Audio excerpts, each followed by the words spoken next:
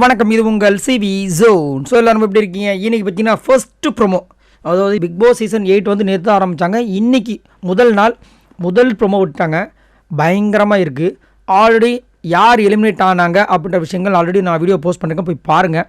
இப்போ இந்த வீடியோவில் பார்த்தீங்கன்னா ஃபஸ்ட்டு நாமினேஷன் என்னையா நடக்குது? ஒரு வாரத்தில் அந்த ஒரு வாரம் முடியும் போதே ஃபஸ்ட்டு நாமினேஷன், அதுவே வந்து சரியில்லை.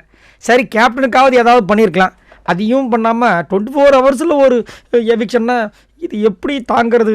நம்மளுக்கே தாங்க முடியலையே. உள்ளே இருக்கிற கண்டஸ்டன்ஸ்க்கு எவ்வளோ கடுப்பாக இருக்கும். அப்போ நம்ம நிறைய பேர் ரொம்ப ஃபீல் பண்ணுறாங்க.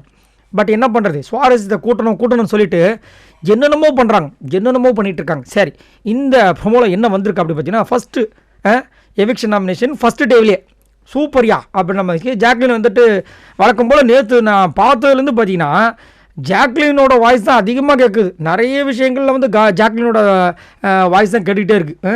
இந்த பொண்ணு எனக்கு தெரிஞ்சு டாப் 5 கன்ஃபார்ம் இருப்பாங்க போல இருக்குது. ரைட்டு, அவங்க வந்து இந்த மாதிரி 24 ஹவர்ஸ்க்குள்ளே எப்படிங்க நாமினேட் பண்ணுறது அப்படின்ற மாதிரி பேசிகிட்டு இருக்காங்க. அதுக்கப்புறம் பிக் பாஸ் வந்து எல்லோரும் உட்கார வச்சு தான் ரூல்ஸு, இதுதான் ரூல்ஸு, நீங்கள் நாமினேட் பண்ணி தான் ஆகணும், பண்ணுங்க அப்படின்ற மாதிரி சொல்கிறாரு. அப்போ தானே வந்து ஒரு சூடு பிறக்கும், அப்போ தானே ஒரு சண்டை வரும். நீங்கள் வந்து வாக்கு கொடுத்தனால இந்த பிரச்சனை நடந்துச்சு அப்படி இப்படின்னு வரும்ல. அது மட்டும் இல்லாமல் பாய்ஸ் டீம் ஆல்ரெடியே ஒரு வாக்கு வாங்கியிருக்காங்க. அதை வந்து இங்கே அப்ளை பண்ணுறாங்களான்ற விஷயங்களும் தெரியல. சரி, அதுக்கு வந்து பிக் பாஸ் ஏதாவது ட்விஸ்ட் வச்சுறாங்களோ அதுவும் தெரியல. இதில் பார்த்தீங்கன்னா தர்ஷா குப்தாவை காமிக்கிறாங்க. அவங்க யாரை நாமினேட் பண்ணுறாங்கன்னா சத்யாவை நாமினேட் பண்ணுறாங்க. ஸோ தர்ஷா குப்தா மேலே சத்யாவுக்கு இனிமேல் ஒரு வன்மம் வந்துடும் அப்படி தானே ஆரம்பிக்கும். அதுக்கப்புறம் விஜய் விஷால் யாரை சொல்கிறாங்கன்னா ஜாக்லின்னு சொல்கிறாங்க. எப்படி ஒருவேளை ஒரு சேஃப் கேம் விளாட்றாரோ, ஏன்னா எல்லாருமே ஒரே விஜய் டிவி குரூப் ஆச்சப்பா அப்படின்ற மாதிரி இருந்துச்சு.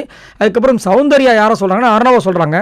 அர்ணவ உள்ளே சொல்கிறாங்களோ இதே வெளியில் நிறைய பேர் வந்து அர்ணவ் முதல் வெளியே அனுப்புங்கன்ற அளவுக்கு வந்துட்டு கமெண்ட்ஸ்லாம் போட்டுட்ருக்காங்க. அந்த அளவுக்கு அவர் வந்துட்டு பேரும் வாங்கியிருக்கார் போல இருக்குது. ரைட், அதுக்கப்புறம் ஃபேட்மேன் ரவீந்தர் யாரை சொல்கிறாருன்னா சாச்சனாவை சொல்கிறாரு.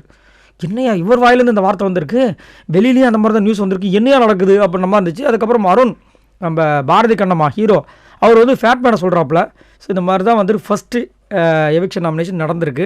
செம்ம பரபரப்பாக போயிட்டுருக்கு. சரி, நீங்கள் உங்களோட கருத்தை சொல்லுங்கள். இப்படி வந்து தட்டப்புட்டெல்லாம் டமால் டிபிள்னு போயிட்டுருக்கு, இது நல்லதுக்கு தான் நினைக்கிறீங்களா?